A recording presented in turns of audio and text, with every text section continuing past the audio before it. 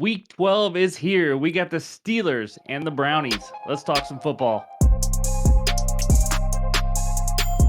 What's going on, everyone? Welcome back in to another episode for Just a Bet Outside. I'm your host, Steven, and we're already here. That's right. It is Thursday Night Football, the start of Week 12. The time is absolutely flying. Thank you to everyone who has supported me all season long. Me and Ryan, we both appreciate it. We ended with a profitable Week 11 because of Sunday Night Football and Monday Night Football. We'll recap those two in just a little bit. But quick reminders, NBA Best Bets video will be out later this evening for Thursday's slate, and then the NFL Best Bets video, sides, totals, all the trends that will be out late Thursday night, and then the NFL player props, like usual, will be out late Friday night. So before we get anything, you guys know the deal. OUTLIER, our sponsor, our partner. I use them every single day in every sport. They are the best player prop research tool on the market. If you're not a part of it, you are missing out. And I think if you want to be profitable long term, you need different tools like this. So click the link below and you get a 7-day free trial. But I'm ready to get into it. And that means it's NFL fun fact time. Here we go. Jerome Bettis, the bus, once rushed 5 times for 1 yard and 3 touchdowns.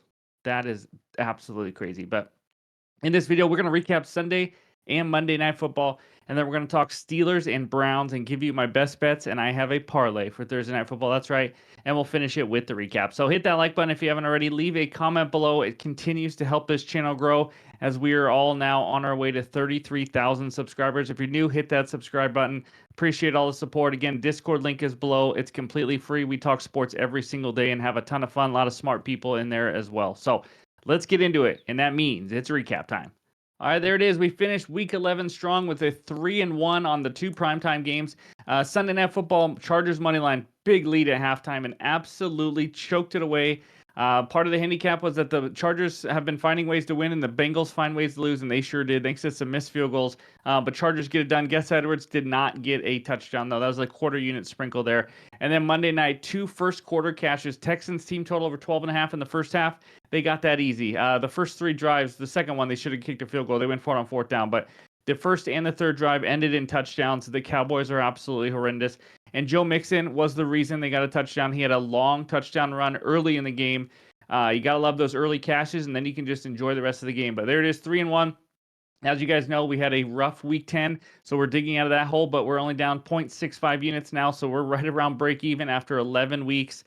We need a hot streak. I've been saying it. We need it. I want it, and I feel it coming. So that's the recap. Now let's talk Thursday Night Football. All right, we head out to Cleveland, Ohio, where the Browns host the Pittsburgh Steelers. Steelers minus 3.5. Total is a low 37 in this one. After last week, I was going to avoid the Browns. You guys all told me to. Ryan told me to, and I was going to be done with them. And then I look, and here we go. Thursday Night Football, and the Browns are involved, and we got to bet it. So let's talk about this one a little bit, but it's an interesting game here because it's a weird spot for the Steelers. They just had an emotional win against the Ravens last week, and now they are on a short week traveling to Cleveland with a game against Cincinnati after that. So it's not the best scheduling spot at all. Don't worry, that doesn't mean I'm betting the Browns on the money line here. But the Browns have just looked awful last week. They were coming off a bye and looked horrendous. Jameis Winston actually didn't play that well, or didn't play that badly, especially if you look at all the numbers and quarterback rating and all that, and just eye test. But the defense was atrocious. They couldn't stop anything. But the weather in this game, if you're wondering why is this total so low, it's around freezing temperatures, 38 degrees with around 20-mile-an-hour winds, 70% chance of precipitation.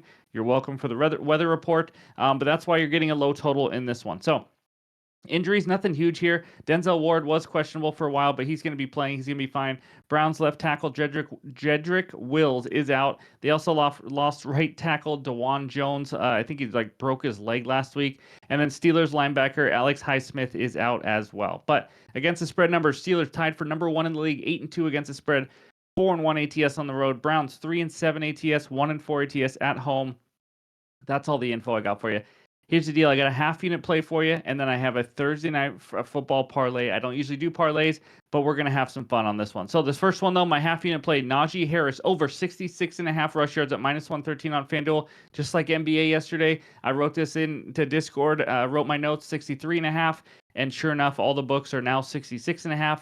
I still like it. It doesn't change anything, but that's just how much these lines move. But Najee's been pretty good this year, that's for sure. Let's hop into OUTLIER and kind of dig into more numbers and kind of see what we're looking at. But 2024 numbers. As you scroll down, you can see he's over this in 6 to 10 games. His only miss, or his one miss, was by 4 yards last week, and that was against the number one run defense in the entire NFL. And he still had a good showing, in my opinion, or at least a lot of workload and stuff. He had over 100 rush yards, as you can see, in 3 of the last 5 games. And now, if we look down at the rush attempts, if we scroll down here, you can see rush attempts. He's an absolute workhorse. 17 plus rush attempts in 7 of the last 10 games, 18 plus in 4 straight games, including 18 last week with Jaylen Warren back and against the Baltimore Ravens. And most teams don't run against them. So that just shows you the commitment that the Steelers have to the running game. His rush attempts line is 17.5. I mean, if he gets 18 carries here, guys, he only needs 3.5 yards per carry to cash this line, or a little over 3.5 yards per carry. So let's look at the matchup now. The Cleveland Browns, as you can see over there on the right, versus the running back position, it's 11th. They allowed the 11th fewest rush yards per game. So it's a little below average matchup, but that's not really what it says, to be honest with you. They've actually given up the 5th most rush yards per attempt at 4.8 yards per carry, and they've been even worse lately than the stats show. So let's talk some running backs now that have faced Cleveland lately. How about Taysom Hill and Kamara last week combining for 23 carries for 205 yards? Absolutely insane. And that was when the Saints had no receivers last week, and the Browns had nothing else to worry about except the run game, and they still gave up over 200 yards. The week before, J.K. Dobbins, 85 rush yards on 14 carries, averaging 6.1 yards per carry. Derrick Henry had 73 rush yards and only 11 carries. The Browns have been struggling to stop the run. They have been worse lately, so I absolutely love this matchup. I mentioned the weather. We're going to get freezing temperatures. There could be some wind, some rain, maybe a little snow rain mix, whatever it is. This has run game written all over it. We've heard Mike Tomlin say in the past, if it's cold weather, he wants to ride Najee. So I think that's what we get here. The Steelers already run the ball the second most per game than anyone else this season, 34.3 rush attempts per game.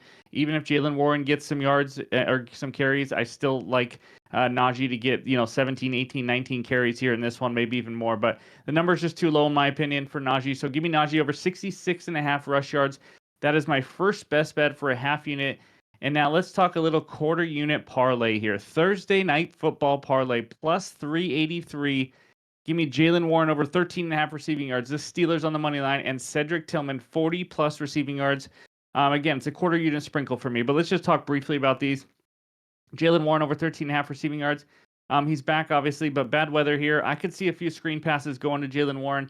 He is their pass catching back, but when you have wind, especially if it does kick in, you're not going to want Russell Wilson to step back and throw it deep at all. So I think Warren's going to get some good yardage here. He had 29 and 27 receiving yards the last 2 games on 2 and 4 targets.